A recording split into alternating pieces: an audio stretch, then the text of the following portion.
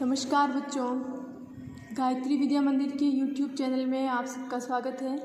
आपकी कक्षा 11 की अनिवार्य हिंदी की क्लास में हम पढ़ रहे हैं सत्यजीत राय द्वारा लिखी गई रचना अपू के साथ 2.5 साल।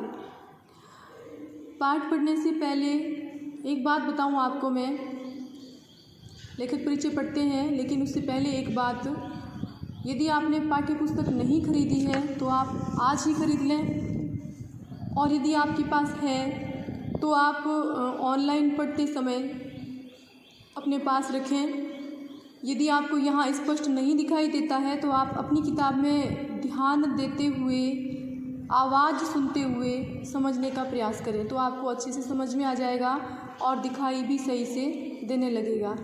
ठीक है, तो आइए अब हम पढ़ते हैं लेखक सत्यजीत राय का जीवन परिचय। सत्यजीत राय का जन्म सन 1921 कोलकाता, पश्चिम बंगाल में हुआ।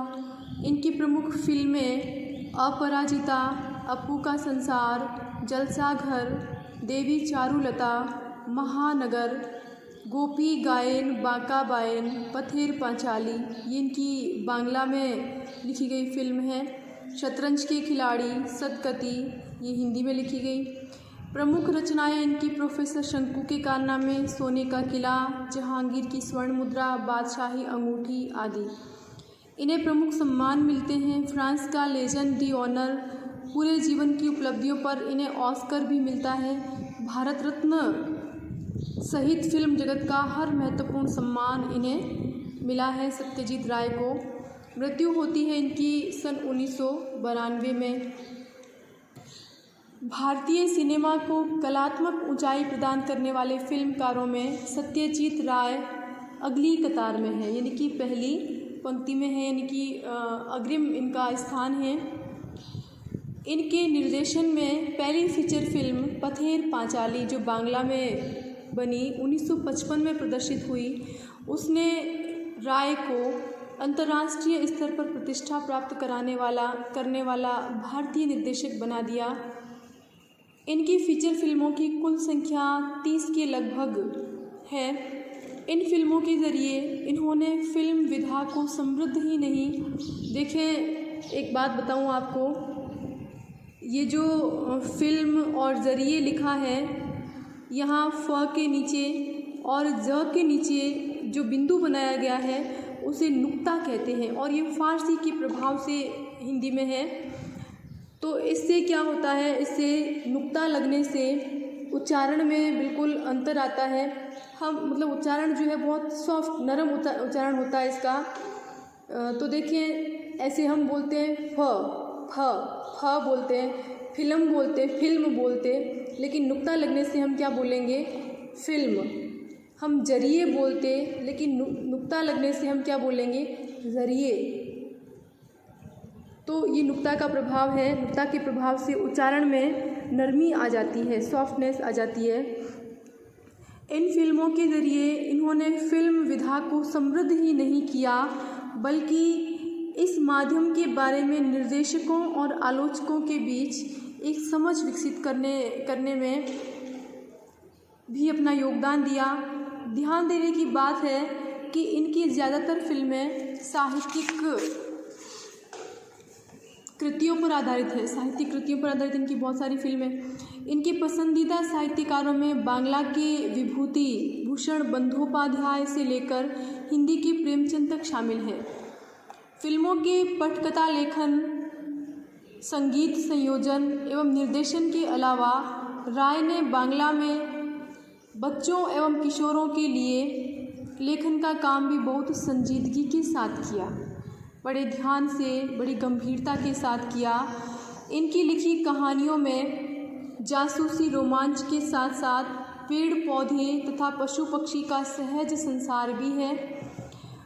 आइए बात करते हैं हम प्रस्तुत पाठ के विषय में। अपू के साथ 2.5 साल नामक संस्मरण। पथेर संस्मरण जो है वो स्मृतियों के आधार पर लिखी गई रचना होती है, जिसमें लेखक जो है वो अपनी अतीत की स्मृतियों के सहारे किसी एक चरित्र के जीवन पर प्रकाश डालता है। तो यहाँ भी अपू जो है पथेर पांचाली फिल्म का पात्र जो है कितनी खोजबीन करनी पड़ी थी इस पात्र की भूमिका करने के लिए, कितना संघर्ष करना पड़ा था पथेर पांचाली फिल्म का निर्माण करने के लिए, वो सारी बातें लेखक जो है इस पाठ के माध्यम से साझा करते हैं अपने पाठकों श्रोताओं के साथ। पथेर पांचाली फिल्म के अनुभवों से संबंधित है, जिसका निर्माण भारतीय फिल्म के इतिहास में एक बहुत बड़ी घटना के रूप में दर्ज है। इससे फिल्म के सृजन यानी निर्माण और उसके व्याकरण से संबंधित कई बारीकियों का पता चलता है। यही नहीं, जो फिल्मी दुनिया हमें अपने ग्लैमर से चुंधियाती हुई जान पड़ती है, चुंधियाती हुई मतलब आँखों में एक प्रकाश सी डालती हुई नज़र आती है, उसका एक ऐसा सच, यानी कि वो जो हम सिर्फ देखते हैं वही सच नहीं है, पर्दे के पीछे का सच जो है वो इस संस्मरण के माध्यम से लेखक हमारे बीच रखते हैं। उसका एक ऐसा सच हमारे सामने आता है जिसमें साधनहीनता के बीच, साधनहीनता यानी कि कुछ साधनों की, संसाधनों की कमी, समय का अभाव, धन का अभाव, पात्रों का अभाव, पात्रों की भूमिका करने वालों का अभाव, हाँ, तो साधनहीनता के बीच अपनी कला दृष्टि को साकार करने का संघर्ष भी है। इस पाठ का भाषांतर यानी अनुवाद बांग्ला मूल से विलास गीते ने किया, यानी कि बांग्ला में लिखा गया था और विलास गीते ने इसका भाषांतर किया, यानी कि अनुवाद किया। किसी फिल्मकार के लिए उसकी पहली फिल्म एक अबूझ पहेली होती है, यानी कि जिसे बूझना बहुत मुश्किल होता है। बनने या न बन पाने की अमूर्त आशंकाओं से घिरी, अमूर्त शंकाएं यानी कि कल्पना लेखक की कि ये फिल्म पूरी बनेगी अथवा नहीं बनेगी, क्या क्या कठिनाइयाँ आएगी उसमें। फिल्म पूरी होती है तो फिल्मकार जन्म लेता है, यानी कि एक फिल्म पूरी होने पर एक फिल्मकार बनता है। अपनी पहली फिल्म की रचना के दौरान हर फिल्मकार का अनुभव संसार इतना रोमांचकारी होता है कि वह उसके जीवन में बचपन की स्मृतियों की तरह हमेशा जीवंत बना रहता है। यानी जैसे बचपन की स्मृतियाँ हमेशा जीवित रहती है व्यक्ति के मस्तिष्क में, उसी प्रकार अपनी जो पहली फिल्म है उसकी स्मृतियाँ भी व्यक्ति के जीवन पर्यंत बनी रहती है। इस अनुभव संसार में दाखिल होना उस बेहतरीन फिल्म से गुजरने से कम नहीं है। तो आइए अब हम शुरू करते हैं पाठ अपू के साथ 2.5 साल। और कहानी है पथेर पांचाली फिल्म की शूटिंग के लिए जो अपू पात्र है, अपू पात्र की भूमिका करने वाले बच्चे के विषय में ये संस्मरण है। पथेर पांचाली फिल्म की शूटिंग का काम 2.5 साल तक चला था। इस 2.5 साल के कालखंड में हर रोज़ तो शूटिंग होती नहीं थी। मैं तब एक विज्ञापन कंपनी में नौकरी करता था। कौन? सत्यजीत राय। नौकरी के काम से जब फुर्सत मिलती थी तब शूटिंग करता था। यानी कि देखो, लेखक के पास पैसे का अभाव था और पैसे के लिए वो नौकरी करते थे, नौकरी के लिए उन्हें समय देना पड़ता था। तो जो पथेर पांचाली फिल्म का निर्माण किया सत्यजीत राय ने, उस फिल्म का निर्माण करने के लिए उन्हें बहुत अधिक समय देना पड़ा। उसका कारण आर्थिक जो है परिस्थितियाँ लेखक की, वह उसका कारण लेखक बताते हैं। हाँ, तो रास बिहारी एवेन्यू की एक बिल्डिंग में मैंने एक कमरा भाड़े पर लिया था। वहाँ पर बच्चे इंटरव्यू के लिए आते थे, बहुत से लड़के आए, लेकिन अप्पू की भूमिका के लिए मुझे जिस तरह का लड़का चाहिए था वैसा एक भी नहीं था। यानी कि लेखक को अप्पू की भूमिका के लिए जैसा लड़का चाहिए था वैसा उन्हें मिला नहीं। तो एक दिन क्या हुआ, एक दिन एक लड़का आया, उसकी गर्दन पर लगा पाउडर देखकर मुझे शक हुआ। नाम पूछने पर नाजुक आवाज़ में वह बोला, टिया। उसके साथ आए उसके पिताजी से मैंने पूछा, क्या अभी अभी इसके बाल कटवा कर यहाँ लाए हैं? वे सज्जन पकड़े गए, सच छिपा नहीं सके और बोले कि असल में यह मेरी बेटी है। अप्पू की भूमिका मिलने की आशा से इसके बाल कटवा कर आपके यहाँ ले आया हूँ, ऐसा उस लड़की के पिता कहते हैं। विज्ञापन देखकर भी अप्पू की भूमिका के लिए सही तरह का लड़का न मिलने के कारण मैं तो बेहाल हो गया था। यानी कि विज्ञापन देने के बाद भी लेखक को अप्पू की भूमिका निभाने वाला कोई सही लड़का नहीं मिला। ये देखकर कि वो बहुत परेशान हो गए। और देखें कितना सहजता से ही उन्हें मिल जाता है लड़का। आखिर एक दिन मेरी पत्नी छत से नीचे आकर मुझसे बोली, पास वाले मकान की छत पर एक लड़का देखा, जरा उसे बुलाओ तो। आखिर हमारे पड़ोस के घर में रहने वाला लड़का सुबीर बनर्जी ही पथेर पांचाली में अप्पू बना। फिल्म का काम आगे भी 2.5 साल चलने वाला है। इस बात का अंदाज़ा मुझे पहले नहीं था, यानी पहले से लेखक को पता नहीं था कि पथेर पांचाली फिल्म की शूटिंग जो है वो पूरे 2.5 साल तक चलने वाली है। तो फिल्म का काम आगे भी 2.5 साल तक चलने वाला है, इस बात का अंदाज़ा मुझे पहले नहीं था। इसीलिए जैसे जैसे दिन बीतने लगे वैसे वैसे मुझे डर लगने लगा।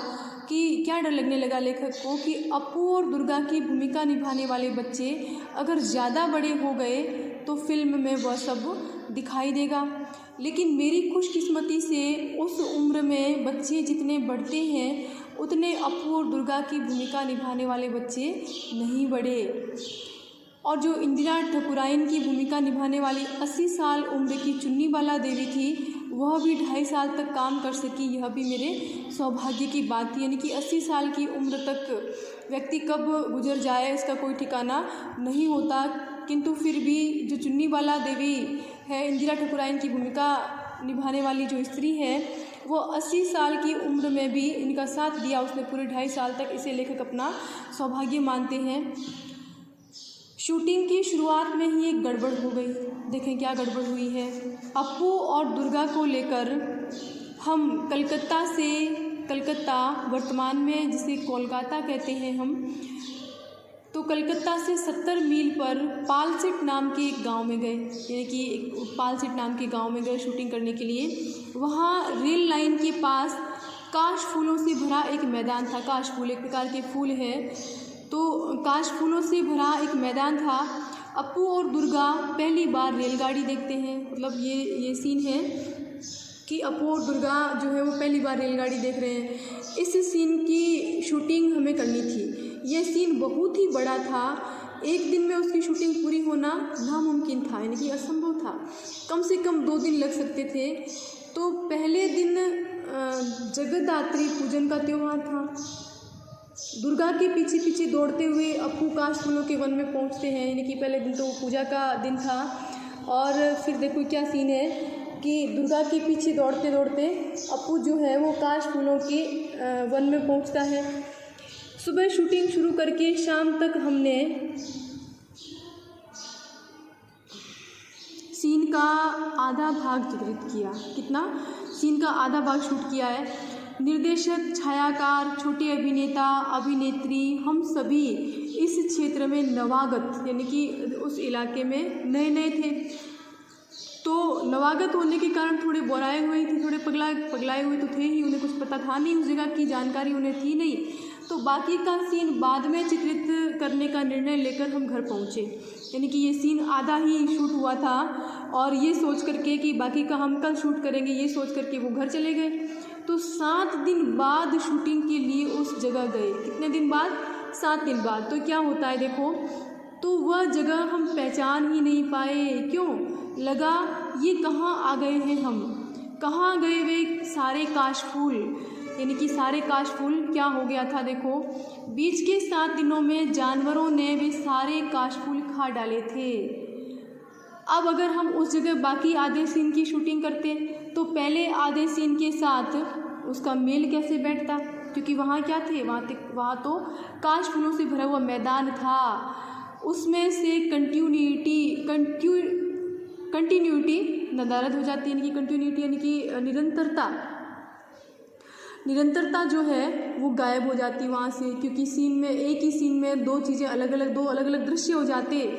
आधे सीन में काश फूलों से भरा हुआ मैदान और आधे सीन में बिल्कुल खाली मैदान, इनकी इसमें एक भी काश फूल नज़र नहीं आ रहा। तो ऐसा करते तो कंटिन्यूटी ख़त्म हो जाती।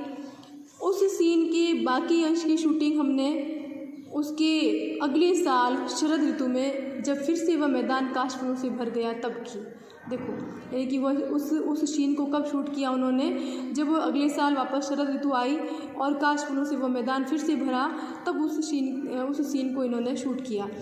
उसी समय रेलगाड़ी के भी शॉट्स लिए, लेकिन रेलगाड़ी के इतने शॉट्स थे कि एक रेलगाड़ी से काम नहीं चला। एक के बाद एक 3 रेलगाड़ियों को हमने शूटिंग के लिए इस्तेमाल किया। सुबह से लेकर दोपहर तक कितनी रेलगाड़ियाँ उस लाइन पर से जाती है, ये पहले ही टाइम टेबल देख करके जान लिया कि कितनी रेलगाड़ी जाती है, क्योंकि उनके लिए तो रेलगाड़ी रुक नहीं सकती। तो जितनी रेलगाड़ी जाती है उनको रोक करके कट कर करके वो सारे शॉट्स इन्होंने लिए। हर एक ट्रेन एक ही दिशा से आने वाली थी।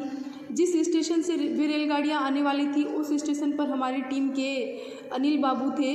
रेलगाड़ी स्टेशन से निकलते समय अनिल बाबू भी इंजन ड्राइवर की केबिन में चढ़ते थे, क्योंकि गाड़ी की शूटिंग की जगह के पास आते ही बॉयलर में कोयला डालना ज़रूरी था, वो भी दिखाना था ताकि काला धुआं निकले, रेलगाड़ी आने का संकेत मिले। सफ़ेद काशफूलों की पृष्ठभूमि पर अगर काला धुआं नहीं आया तो दृश्य कैसे अच्छा लगेगा। तो ये दृश्य सोचिए आप, सफ़ेद काशफूल है और उसके बाद उनके ऊपर रेलगाड़ी से उठता हुआ काला धुआं, तो बहुत सुंदर दृश्य जो है वो उत्पन्न होता है। तो अगर ऐसा नहीं होता है, यानी कि सफ़ेद काशफूलों की पृष्ठभूमि पर यदि काला धुआं नहीं उठता है, तो ये दृश्य जो है वो अच्छा नहीं लगेगा। इस प्रकार आगे हम पढ़ते हैं इसके अगले वीडियो में कि पथेर पांचाली फिल्म की शूटिंग में लेखक को जो है और क्या क्या समस्याओं का, किन किन विपरीत परिस्थितियों का सामना करना पड़ता है, तो वो पढ़ेंगे हम अगले वीडियो में। तब तक धन्यवाद।